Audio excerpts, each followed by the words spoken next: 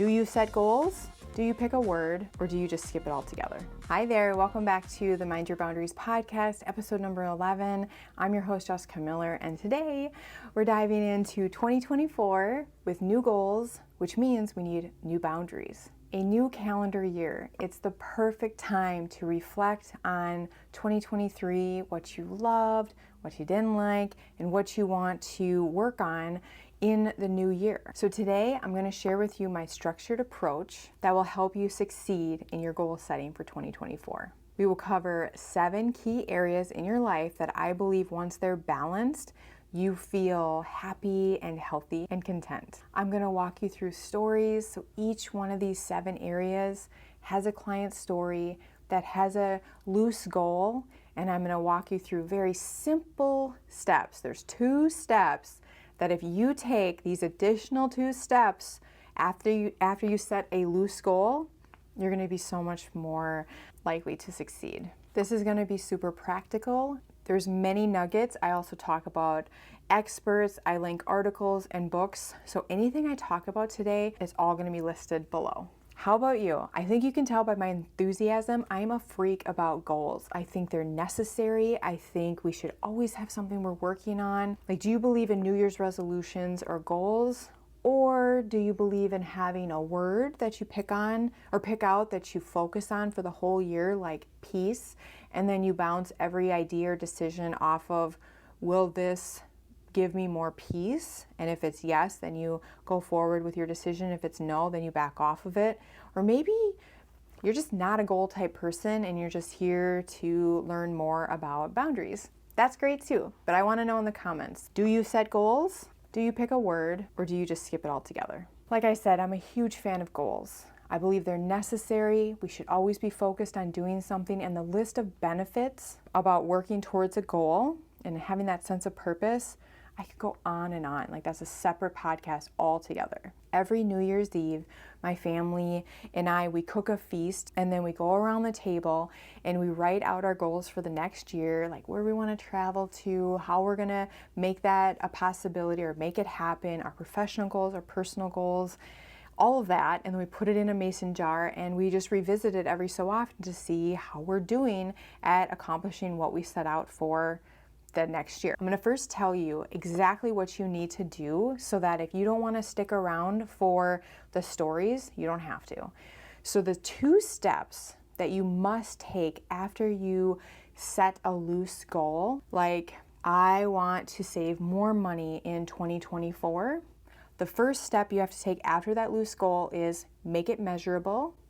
And the second step is setting up boundaries to support this new goal. And the 7 key areas that we're going to focus on and talk through with stories are holistic well-being, meaningful relationships, work-life balance, financial wellness, time mastery and productivity, joyful leisure and recreation, and harmonious living space. Let's get started with holistic well-being, and let me tell you about Holly. This bucket encompasses everything from physical, emotional, mental, spiritual health, and it encourages things like exercise, nutrition, going to church, connecting with a higher power on some sort, meditation.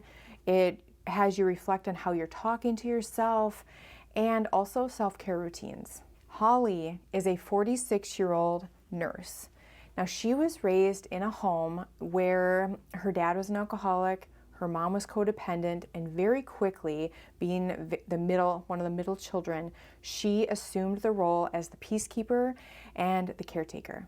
And so it was no surprise that she became a nurse and that she is sacrificial. She sacrifices her time for everybody. As an adult, she runs and shuttles her kids to and from hockey at all hours of the night, it seems like. She's the family therapist to her younger siblings that still overly depend on her, and she checks in frequently, like several times a week, on her widowed mom. This is on top of maintaining a house and working full-time. She was looking at herself in the mirror and the reflection of this 46-year-old, run-down, overweight, tired body, and she decided in 2024, I'm going to start exercising more, which is awesome. So this is what I asked her for the 2-step process. Holly, how can we make this goal measurable? exercising more isn't a goal, it's an idea. So how can we make this measurable? She would be able to work out 2 times a week. What would prevent you from achieving this goal? So what would get in the way of you crossing the threshold of those gym doors?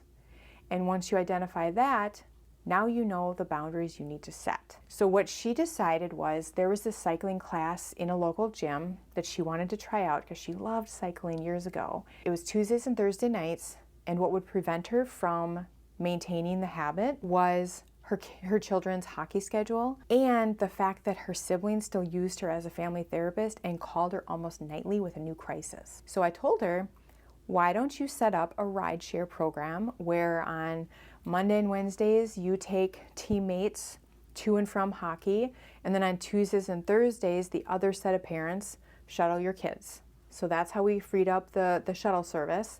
And the second part is putting a boundary around how much time she's giving her siblings. So here's the script I told her to tell Sarah and Todd. Hey Sarah and Todd, I want you to know I joined a new cycling class. I'm very excited about this and I really want to dive into it. But one thing I want to let you know is it's on Tuesdays and Thursdays. So at 5:30 on those nights, I'm going to be turning off my phone and not available for the rest of the evening.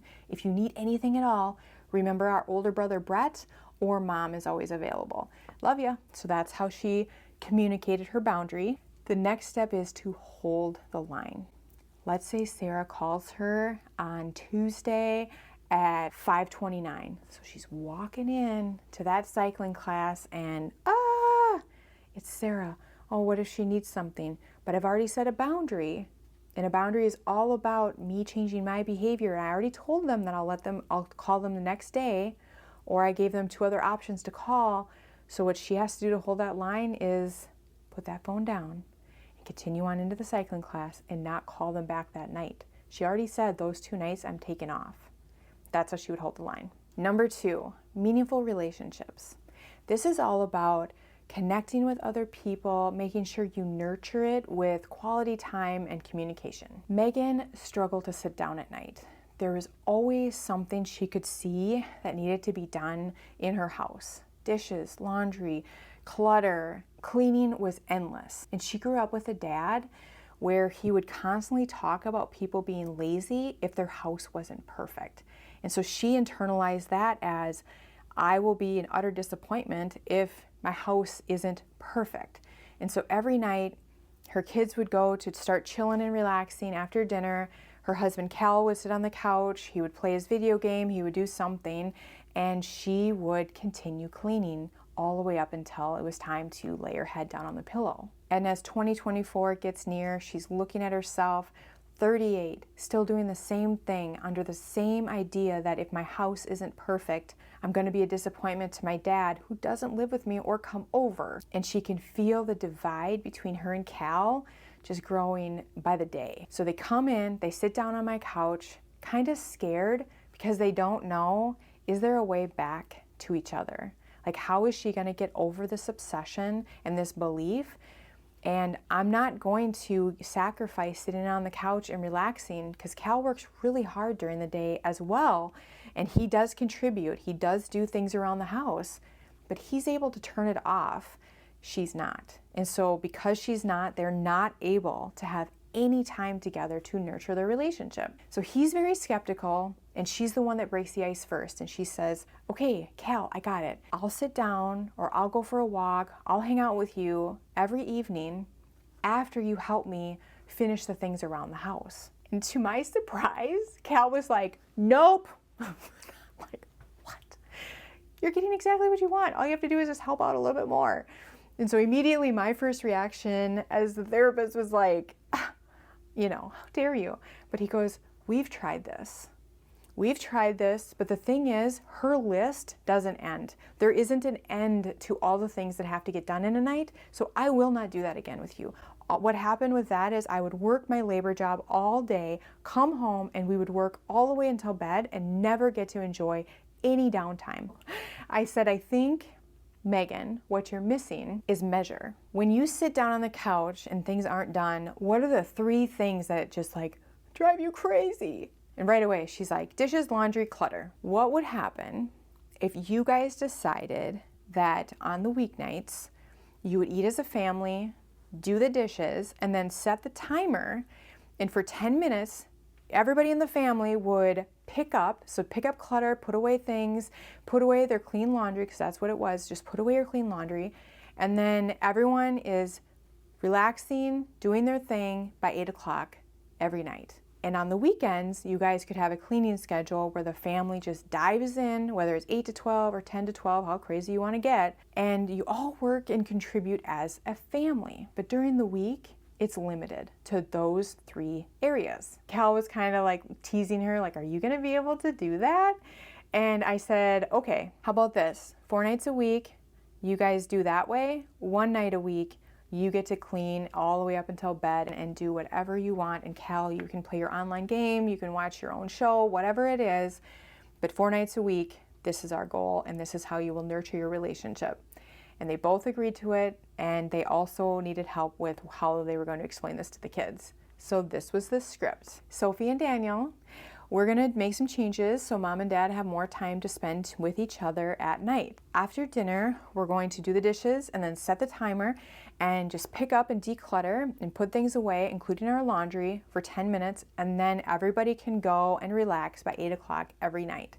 At 8 o'clock, your Wi-Fi will turn on, Dad and I will sit down and relax, and that's how we're going to go about it going forward. On the weekends, from 10 to 12, Wi-Fi will be shut off, and we as a family will contribute and clean, and then at 12 o'clock or noon, Wi-Fi will turn on and we can resume our day. So that's how you make sure kids are very motivated to get the task done. Shut the Wi-Fi off. Make their phone incapable of working. Now their goal is measurable. 4 nights a week, we have the family contributing, 10-minute cleanup, and we're sitting down by 8 o'clock. So we have it measurable, but we also have boundaries. So we have the time boundary, we have delegating, so it's not just on Megan, everyone's contributing. We also have the boundary where everyone's going to contribute on the weekends. As you can see, it's measurable, and this will definitely improve their relationship. Number 3, work-life balance, aligning your professional aspirations with your personal values. Lindsey was a go-getter, always doing the absolute best in everything that she did. Grade school, middle school, high school, college, and then she climbed the ladder quickly in her corporate career, led a big team, and everything was going great until, can you guess it? She became a mom. And now she was missing bath times, rushing through bed times. She never even tried to breastfeed because she knew she didn't even have time to pump. And every time she would miss a milestone in her child's life, she could just feel that weight, that guilt. She hated it. And so she came in and she decided in 2024, I'm going to be a better parent. Let's make that measurable. What does being a better parent look like? For her, it was being done by 6 o'clock. 6 o'clock at night, she would unplug, except for Tuesdays because they had meetings with people from overseas. So at 6 o'clock, 4 days a week, she was going to unplug. What would get in the way of that? 2 things. She needed to delegate so that she didn't feel like her to-do list was so long. And the second thing is she had to not respond to messages, phone calls, or emails past 6.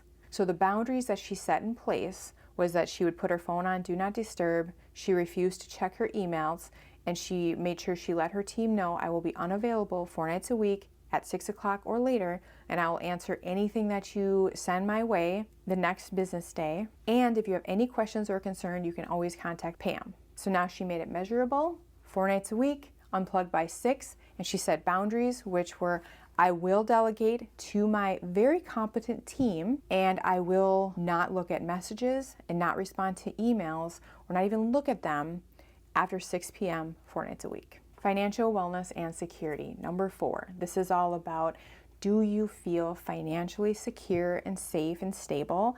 And we work on this through budgeting, saving, and investing. Finley never had to want for anything. Her dad showered her with gifts and trips, and a budget was never ever discussed in her childhood. So this past year, with inflation, having to replace the car, unexpected home repairs, it's been a lot of fighting in their house with her and her husband, Brad. whenever an Amazon box shows up or he finds a stray Starbucks cup, they're off to the races, just bickering about the finances. She knows, I know I need to figure this out, but she really hates the way Brad tries to control her. They came in wanting to know, how do I get on the same money page? And this has ever been you first need to ask yourself, before you even make a measurable goal, what does money mean to me? And then share that with your partner. So for Brad, it was security, safety, and the ability to know that I can take care of my family. For Finley, it was fun and freedom. It was a way to make memories. So when Brad would feel betrayed, like he didn't have a partner when she would spend money frivolously, he would say something and then she felt controlled and misunderstood because that was her fun and freedom. So once they understood how each of them defined it, they were able to come to a mutual definition that respected both definitions. They decided that Finley, this is how they made it measurable, Finley would only buy Starbucks on Fridays as a treat, and then they would both get an allowance each week to buy anything they wanted. So this still honored her freedom. Sometimes she'd have to save some of her weeks to buy her Amazon things, but they were both honored and respected, and they were able to get financial wellness back on track. Number 5, time, mastery, and productivity. This is all about, where do you spend your minutes? And when you have minutes, are you spending them doing things that make your life easier, fill your cup with joy, or make sure you're being productive in a very healthy way to reduce your overall stress? Tina never had time. She wanted to work out more, call her mom more, read more, knit more, be with her friends more. She had all these things that she always wanted to do, but she never had time. From managing a house full of 3 growing boys, work, their schedules, she found herself running on fumes daily. Her goal in 2024 was do more things that I love. I wanted to make it measurable, so I first asked her to track her minutes. So she went through a week tracking her minutes like you would track calories. She found out by really looking at where do my minutes go that she spends a lot of time, can you guess it? Doom scrolling. Before she would get out of bed, 15 minutes were eaten up scrolling. When she was between meetings at work, a couple minutes, she would check her notifications, take a peek on what's going on in the world, and scroll. 10 o'clock break, she would get up, get her coffee, and scroll. Lunchtime, same thing. Eat and scroll. 3 o'clock, Diet Coke, scroll. 5 o'clock, she has this 20-minute pocket of time where you sit in the same spot and it's a minimum of 20 minutes for pickup. And she sits there and scrolls. If they don't have running to do at night, she'll watch Netflix and scroll. And at 9:30 when she's in bed until 11:30 when she gets tired, she's doom scrolling. And she was shocked. She was shocked at how much time was given to her device. She really truly had no idea, which I don't think a lot of us do, because a lot of us will check our notifications, or you just get sucked into our phone, like we're checking our calendar and all of a sudden we're on Instagram, or we're checking our calendar and we're on Facebook or TikTok, and it's like, what's happening? I asked her, now how can we make a measurable goal? What's one thing that you really, really love that you want to do more of in 2024? And she said, I would like to read my book at least 20 minutes a day. Perfect. Now it's measurable. And do you remember she had a guaranteed place where she was going to have 20 minutes 5 days a week in the pickup line? What are boundaries that you need to set to support this goal? Like, what would prevent you from accomplishing this? And she said, if I misplaced or forgot to bring my book, or if I decided to doom scroll instead because it's kind of addicting. The rule you would set is I always keep my book in my car. If she was like me, I always have 3 books that I'm reading. So she kept a book in there, and that's how she was able to nix that out or hold that boundary. The next part is the doom scrolling. And I had her put on her home screen, her lock screen, which is feed your soul at 5. So it's just written. So every time throughout the day, she'd pick up her phone, she could see feed your soul at 5.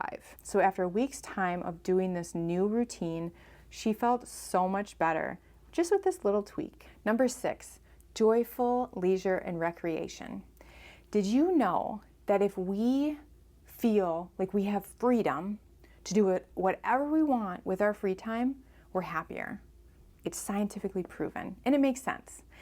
Like if you had a crazy busy week and then you're looking forward at the weekend and you know You don't have any freedom because you have a wedding, you have to help your neighbor take out their dog, you have whatever is going on, and there's no freedom in there, it just feels like, oh, it's depressing or enraging.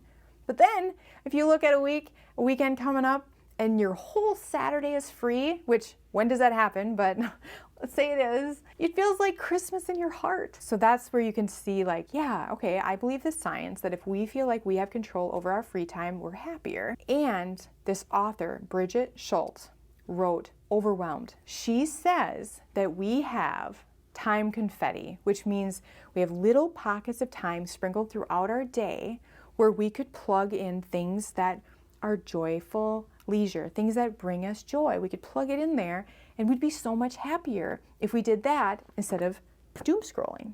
Like Tina, she found that pocket of time of 20 minutes and plugged in something that gave her lots of joy, which was reading her book. She could have plugged in many things throughout her day. Like, let's say she wanted to walk more, she could have plugged that in over her lunch hour. So my challenge to you is, if you look at your joy and leisure and recreational bucket and it's empty or not great because you don't have any hobbies, you don't have any time to do anything that makes you feel good, track your minutes like calories for a whole week. And I'm talking from 2 minutes to 20 minutes. And then once you realize where your time goes, find a couple pockets that will be sufficient for whatever hobby you like to do and say, I'm going to do that 5 days a week. And also ask yourself what would get in the way. Like maybe you love to do puzzles and you work from home, and instead of doing the puzzle for 15 minutes, you're changing laundry, you're getting dinner ready, you're doing something else other than filling your cup. And something that would prevent you from just going into the spare bedroom and putzing on your puzzle would be not having the table set up, having stuff stacked on top of the puzzle, not having a clear path because so much stuff is like crammed into the spare bedroom. So you would set a boundary to keep this area clear so that twice a day or once a day, you could go in, putz on your puzzle rather than doing the laundry, because that can come at a later time, but at least once a day you're pouring into yourself with the joyful leisure. Last one, number 7, harmonious living space. This is about creating a clutter-free, which gives us lower stress, living arrangement where we have things, but things have a place to go. So it's serene, it's our oasis. Heather dreamed about having a spot like this. She wanted to come home after a hard day's work, cross the threshold of her door, and just exhale.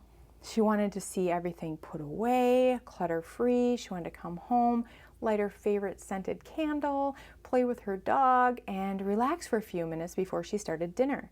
But instead, she was always greeted with this overwhelming feeling of stuff and stuff to do, and she could never relax because the baskets were full, the drawers were full, the cupboards were full, the closets were full, to the point that nothing else had a spot. So there was piles everywhere, shoes, clothes, things were in disarray, and it was chaos. And so she said, in 2024, I'm going to have a home that I can walk into and feel relaxed, like it is my harmonious living space. Amazing.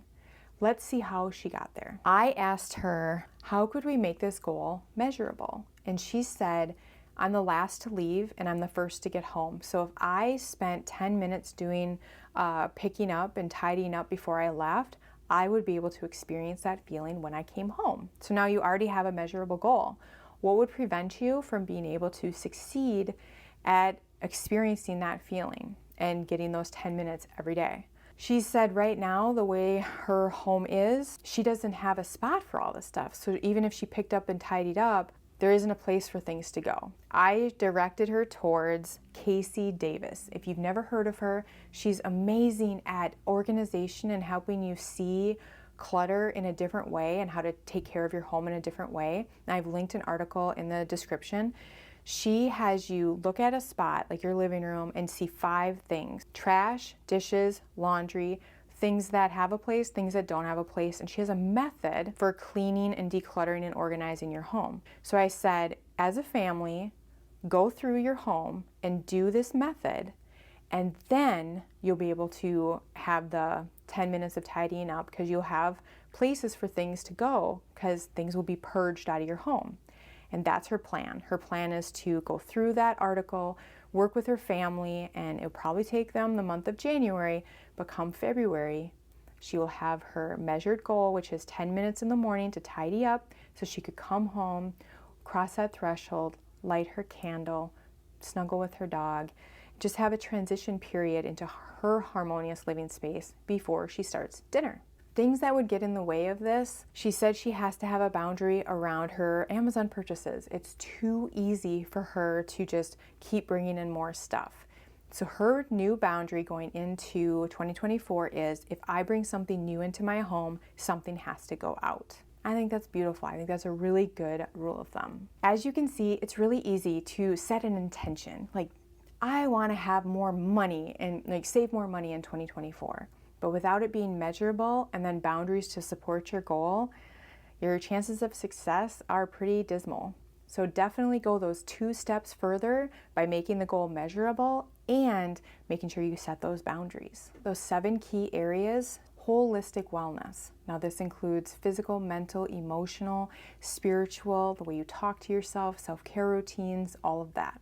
And how you would take care of yourself here is physical exercise, nutrition, going to church, connecting with other spiritual leaders, a higher power, watching what you're saying to yourself, and making sure you're including some self-care routines. Number 2, meaningful relationships. This is all about connecting and nurturing relationships through communication and quality time. Number 3, work-life balance.